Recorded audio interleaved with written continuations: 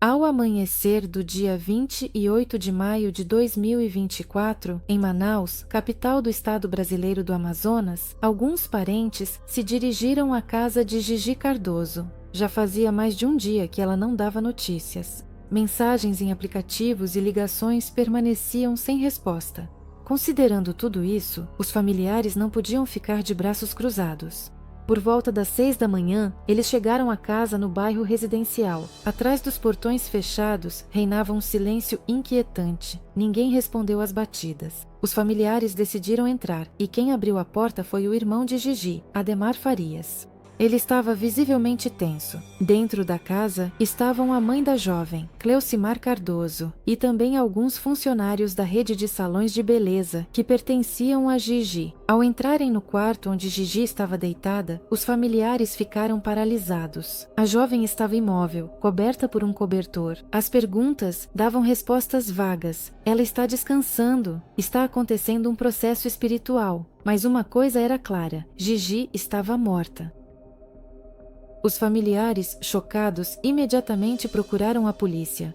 Já nas primeiras horas de inspeção do corpo e da casa, os investigadores tiveram sérias suspeitas. Apesar dos sinais evidentes de um estado crítico, Gigi nunca foi levada ao hospital. Os familiares afirmaram que, alguns dias antes de morrer, ela não saía da cama, usava fraldas, sofria de inchaços graves e até mesmo uma breve conversa era difícil para ela. Foi exatamente nesse dia que começou oficialmente a parte criminal dessa história na cidade, aquela que irá revelar a cadeia de eventos que levou à tragédia. Mas naquele momento, no quarto com o corpo sem vida, entre rostos silenciosos e uma estranha indiferença, os familiares tinham apenas uma pergunta: o que realmente aconteceu aqui? Diz Gigi Cardoso, cujo nome verdadeiro era Delimar Cardoso Carlos da Silva, nasceu e viveu na cidade de Manaus, estado do Amazonas, Brasil. Ela ganhou grande notoriedade graças à sua participação em um festival tradicional, onde interpretava o papel do principal personagem feminino da equipe. Esse festival desempenha um papel importante na vida cultural da região, e participar dele traz amplo reconhecimento público aos artistas. Na figura de Gigi combinavam-se o talento artístico e o respeito pelo seu povo. Ela se apresentava de forma marcante e confiante. Após deixar o festival, Gigi concentrou-se no empreendedorismo e entrou para a indústria da beleza. Ela abriu uma rede de salões em sua cidade natal, rapidamente conquistando a reputação de uma empresária de sucesso. A fama adquirida anteriormente a ajudou a atrair clientes, e sua participação ativa nas redes sociais fortaleceu ainda mais sua marca. Ela publicava regularmente posts promocionais e pessoais relacionados a procedimentos, aparência e saúde. Seu estilo de vida e aparência eram apresentados como resultado de perseverança, disciplina e constante autodesenvolvimento. Gigi sempre foi organizada e determinada. Conhecidos, clientes e seguidores viam nela um exemplo de mulher de negócios moderna, que alcançou sucesso fazendo o que ama. Ao mesmo tempo, quase nada se sabia sobre sua vida pessoal. Isso criava a impressão de que ela separava cuidadosamente os negócios e a imagem pública da vida familiar. Segundo conhecidos, antes do início do período difícil na família, o relacionamento entre Gigi, sua mãe Cleucimar Cardoso e seu irmão Ademar Farias era neutro e mais voltado para negócios. A mãe aparecia raramente em fotos e stories. O irmão era ainda menos público. Visualmente, a família não dava a impressão de ser conflituosa. Eles moravam juntos na mesma casa e o ambiente parecia organizado. Até 2023, não havia nenhum sinal de problemas com a lei ou de saúde mental envolvendo Gigi. Nem conhecidos, nem funcionários dos salões relataram sintomas preocupantes ou possíveis dependências. Pelo contrário, o comportamento de Gigi parecia focado exclusivamente na carreira.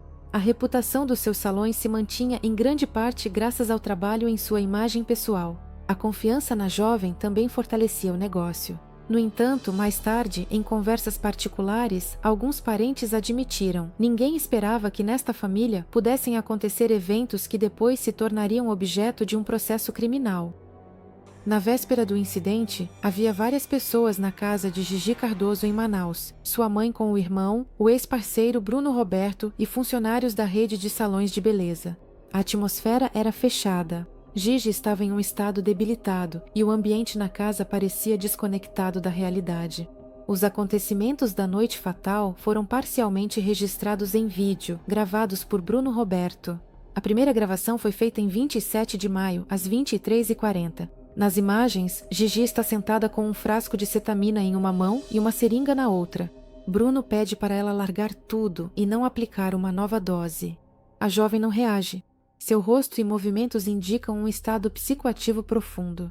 O próximo vídeo aparece meia hora depois. Gigi já está deitada na cama e procura a tampa da seringa. Bruno, irritado, pede para ela parar e ir dormir. Ele diz que tentou ajudar, mas, segundo ele, ela não quer parar.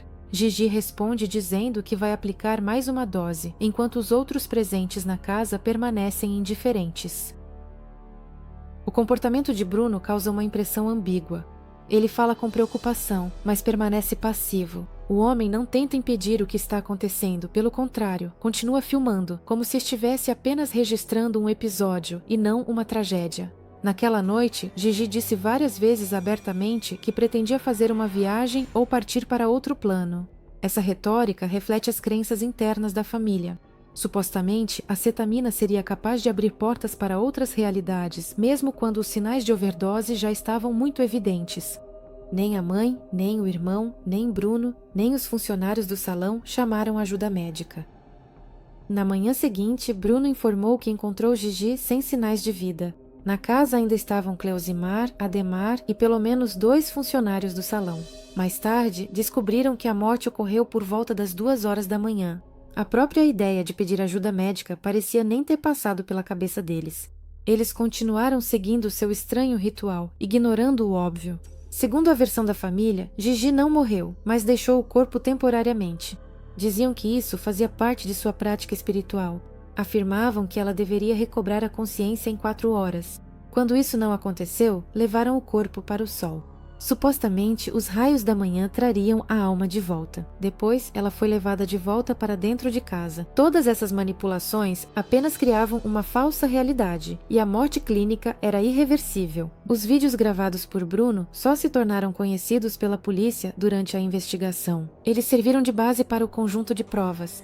Foram justamente essas gravações que documentaram o momento crítico, o momento em que ainda era possível reverter a situação.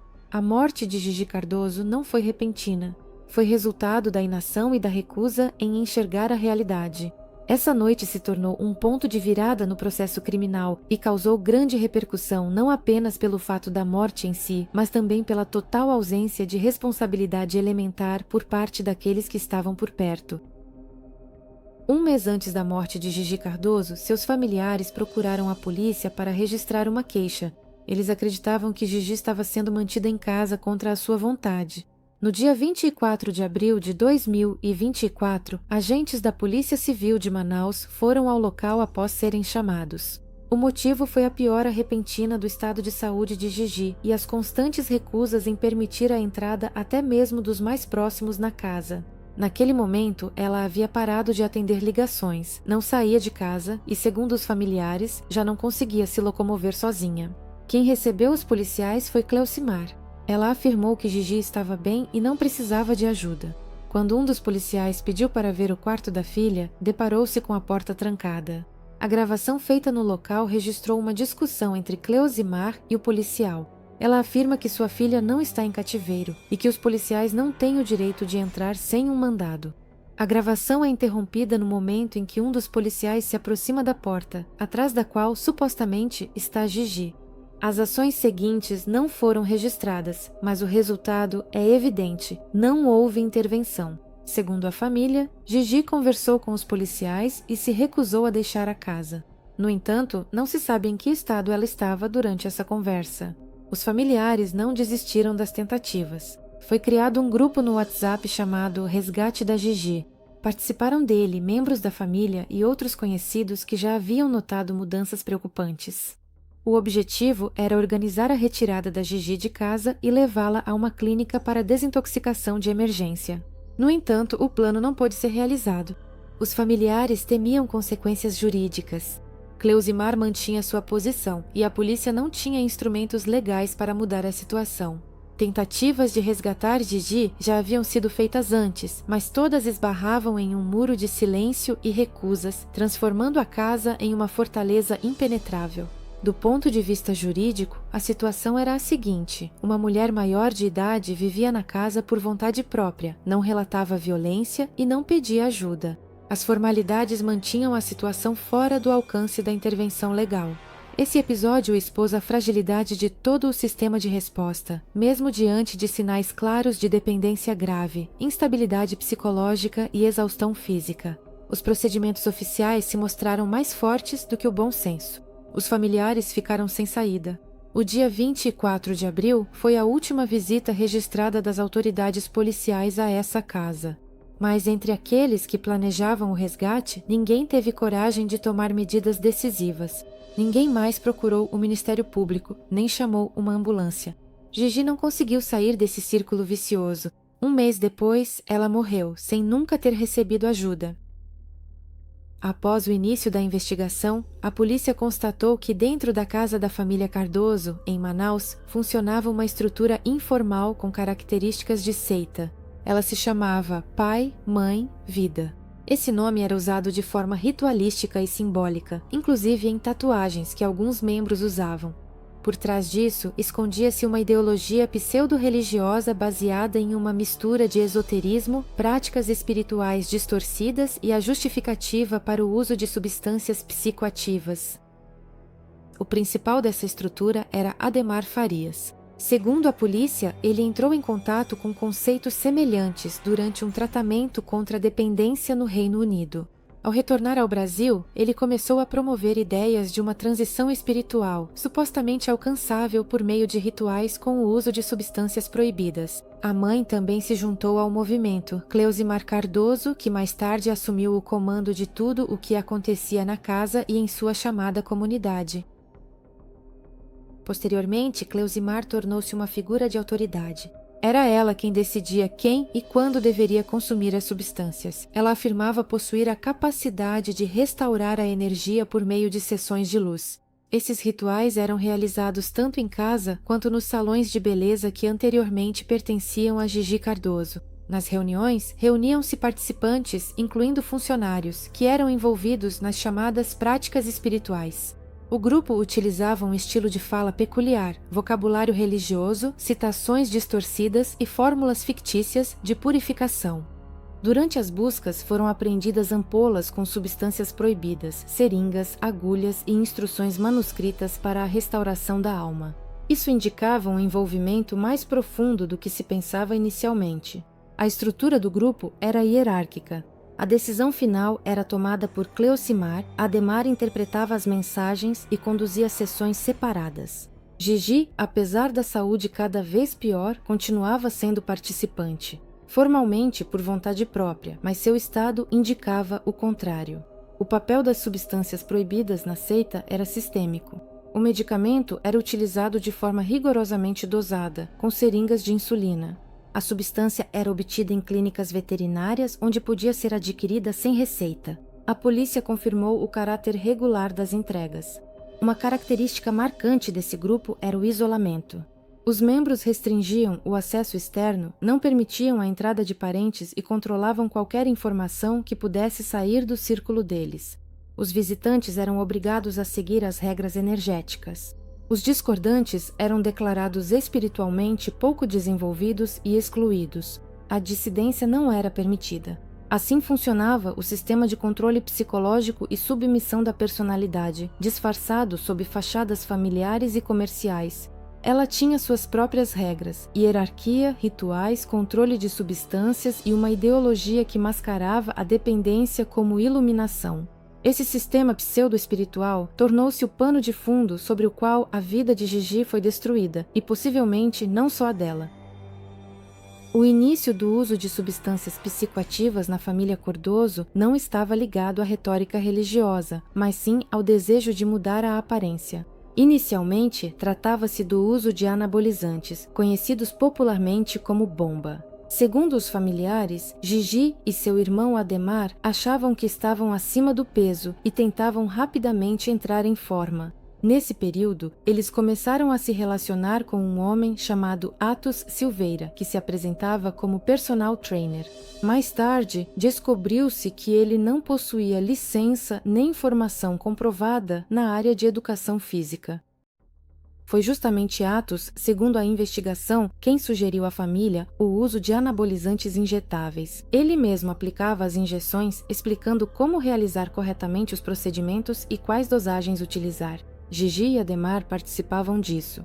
Mais tarde, a mãe deles, Cleusimar, também aderiu ao programa. O uso regular de anabolizantes logo se tornou parte da rotina diária deles. Ao mesmo tempo, nenhum deles era acompanhado por médicos. Os medicamentos não foram oficialmente prescritos nem eram controlados de nenhuma forma. Segundo os familiares, foi justamente nesse momento que se deu o primeiro passo para o uso regular de substâncias proibidas.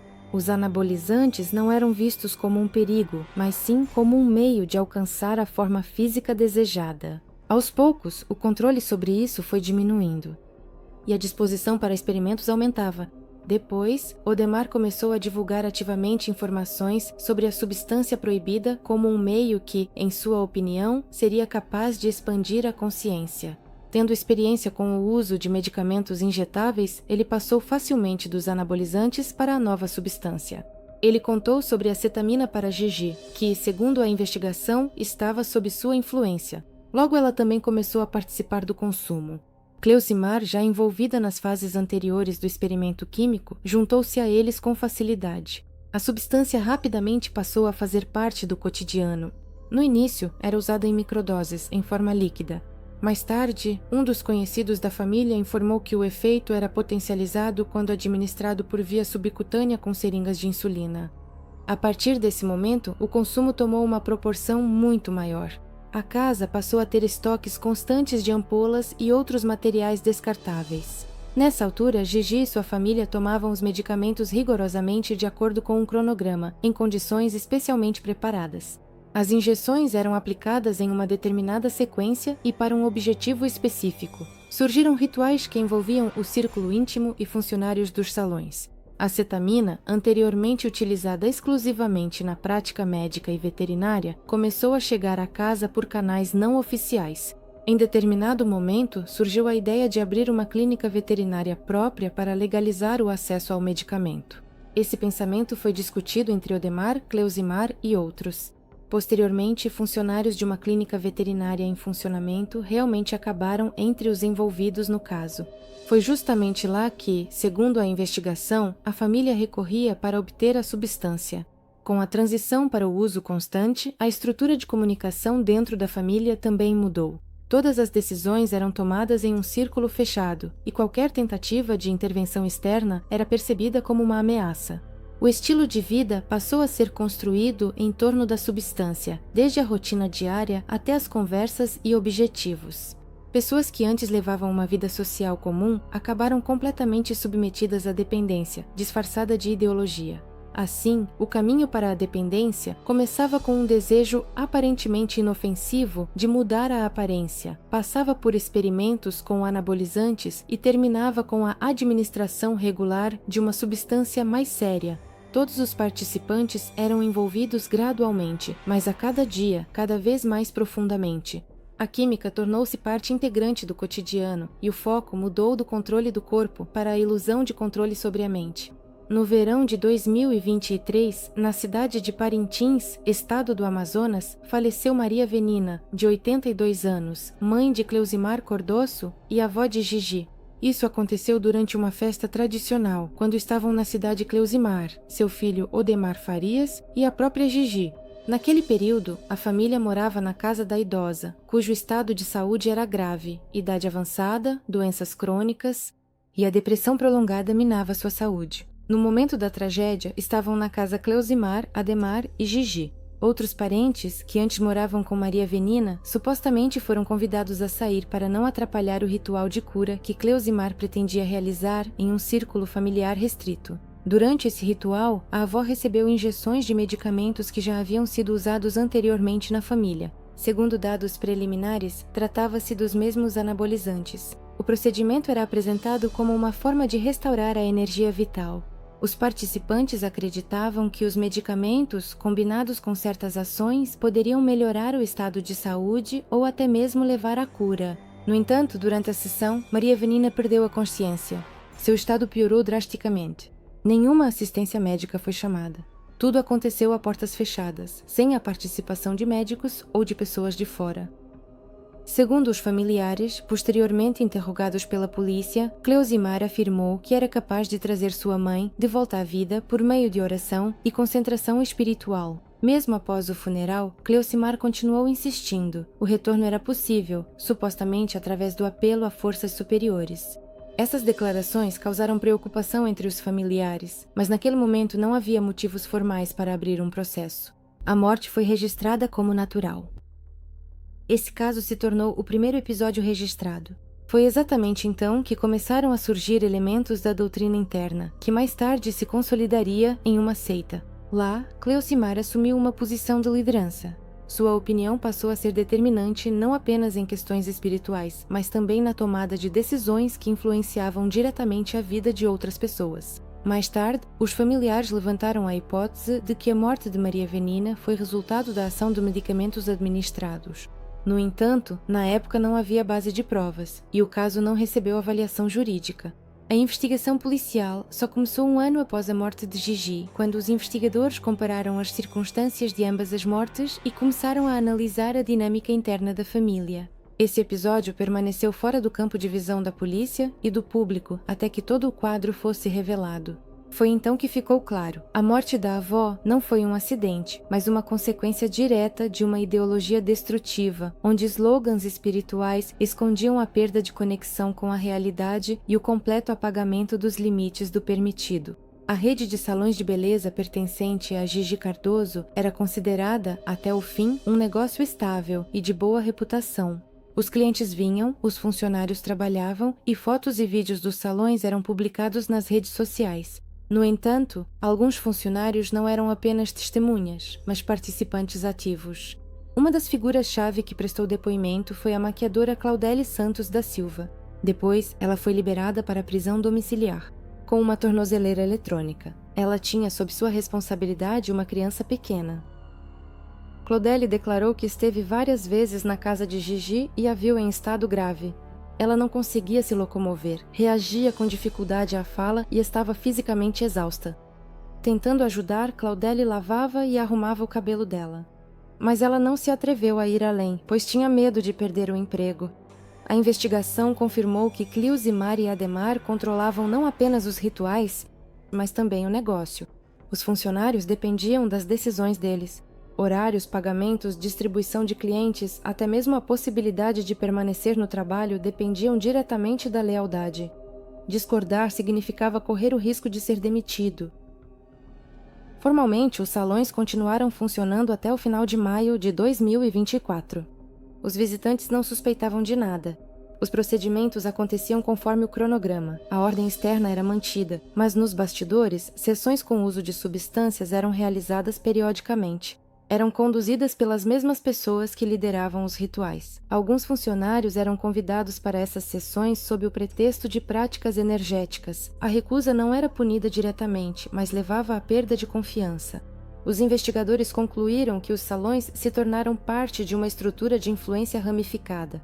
Eles não apenas financiavam a seita, mas também serviam como instrumento de controle e dependência. Durante os interrogatórios, os policiais entrevistaram outros funcionários, que não estavam envolvidos nos rituais. Muitos admitiram que suspeitavam do que estava acontecendo, mas não achavam que tinham o direito de interferir. Um dos funcionários disse que todos sentiam que aquilo não era normal, mas tinham medo de fazer perguntas. A pressão emocional, as regras não ditas e o isolamento do grupo formaram um sistema de silêncio. O chefe da equipe de investigação posteriormente observou que esse sistema tornou possível a existência do culto dentro de um negócio legal. O salão deixou de ser apenas um local de prestação de serviços. Ele se tornou parte de um mecanismo fechado onde a dependência, tanto química quanto social, virou norma. Após a morte de Gigi Cardoso, seu ex-parceiro Bruno Roberto assumiu a posição de observador externo. Um dos principais argumentos que colocaram em dúvida sua neutralidade foi a presença de uma tatuagem com a inscrição Põe moi vida, a mesma frase que era símbolo da seita e estava tatuada nos corpos de outros membros. Esse fato indica que na Rússia há muitos indícios de sua ligação com o círculo ideológico do grupo, independentemente de ele admitir ou não a participação nos rituais. Sobre a suposta omissão consciente de Bruno na noite da morte da jovem, o homem afirmou que tentou impedir Gigi, mas ela não o ouviu. Ele insistia que permaneceu por perto por apego pessoal. No entanto, considerando o estado de Gigi, que claramente não era capaz de tomar decisões conscientes, tal posição parecia uma tentativa de se eximir da responsabilidade. Outro episódio revelador está relacionado ao carro de Gigi. Após a morte dela, Bruno usou o carro, supostamente para ir ao funeral. No entanto, no caminho, ele abandonou o carro no acostamento de uma rua da cidade. Mais tarde, os investigadores registraram o deslocamento do veículo e se perguntaram por que o homem deixou o transporte sem explicações. Bruno justificou isso como uma falha técnica, mas, no âmbito da investigação, surgiu a hipótese de que poderia ter sido uma tentativa de se livrar de provas ou de desviar a atenção. Os advogados de Bruno insistiram que ele não sabia do que estava acontecendo. No entanto, a análise dos dados do seu telefone revelou contatos com Odemar Farias e Atos Silveira. A investigação estabeleceu que havia uma ligação entre eles. Também foi descoberto que Bruno esteve várias vezes na casa de Cardoso e participou de eventos que mais tarde foram classificados como rituais com o uso de substâncias proibidas. Um dos investigadores afirmou diretamente: Bruno não podia deixar de saber o que acontecia na casa. Sua participação, mesmo que não como organizador, é confirmada pelo comportamento e pela presença física nos momentos-chave. É especialmente revelador o fato de ele ter passado a noite na casa no dia da morte de Gigi. Como resultado, Bruno foi detido em 7 de junho, junto com Atos Silveira. Ambos foram acusados de prestar falso testemunho. A investigação revelou que as declarações deles não correspondiam aos dados digitais, às mensagens, à geolocalização e ao conteúdo dos dispositivos. Essas divergências serviram de base para novos interrogatórios e detenção temporária. Após a morte de Gigi Cardoso, a investigação iniciada pela Polícia Civil do Estado do Amazonas rapidamente ultrapassou o objetivo de determinar a causa do falecimento. A quantidade de material coletado permitiu aos investigadores traçar um quadro de um esquema criminoso, no qual se entrelaçavam elementos de culto, uso médico ilegal de substâncias e tráfico de entorpecentes. Começaram as prisões das principais figuras envolvidas e a revelação de toda a estrutura por trás desse caso. No momento da detenção, os suspeitos já sabiam que estavam sendo vigiados. No dia em que os agentes chegaram para efetuar a prisão, foram encontrados indícios de preparação para a fuga na casa, pertences arrumados, aparelhos desligados, documentos desaparecidos. No entanto, a polícia agiu rapidamente. A detenção ocorreu antes que o plano de fuga fosse executado. Também foram presos funcionários de salões de beleza que a investigação considerou envolvidos na organização de rituais e na distribuição de substâncias proibidas. As acusações apresentadas incluíam posse e venda ilegal de substâncias psicotrópicas, participação em organização criminosa, bem como a realização de práticas rituais em desacordo com a legislação. Segundo a investigação, a clínica veterinária não apenas fornecia substâncias proibidas sem as devidas receitas veterinárias, mas também armazenava outros medicamentos que posteriormente ficavam à disposição dos membros da seita. Durante as buscas, foram apreendidos documentos que comprovam uma ligação regular entre a clínica e a família Cardoso. Um dos principais suspeitos tornou-se o proprietário do estabelecimento, José Máximo Silva de Oliveira. Seu nome constava no mandado de prisão e, alguns dias após o início da operação, ele se entregou voluntariamente à polícia. Assim, o caso de Gigi Cardoso deixou de ser uma tragédia pessoal e se transformou em um processo criminal, no qual foi revelada uma grande estrutura organizada, disfarçada de comunidade espiritual fora do alcance das autoridades, e se desenvolvia sob a aparência de um negócio comercialmente bem-sucedido e socialmente irrepreensível. Em junho de 2023, um ano antes dos acontecimentos trágicos, a polícia do Amazonas já havia iniciado uma série de operações voltadas para investigar as atividades do grupo. No entanto, somente após a morte de Gigi é que a investigação passou a focar no aspecto relacionado às drogas nas atividades do grupo.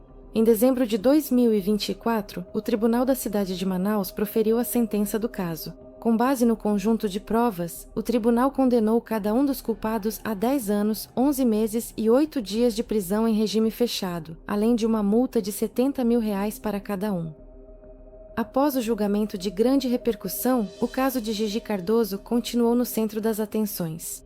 Formou-se uma atmosfera de pressão e desconfiança em torno dos condenados, especialmente em relação àqueles que anteriormente tiveram contato com a família. A sociedade recebeu o ocorrido com choque.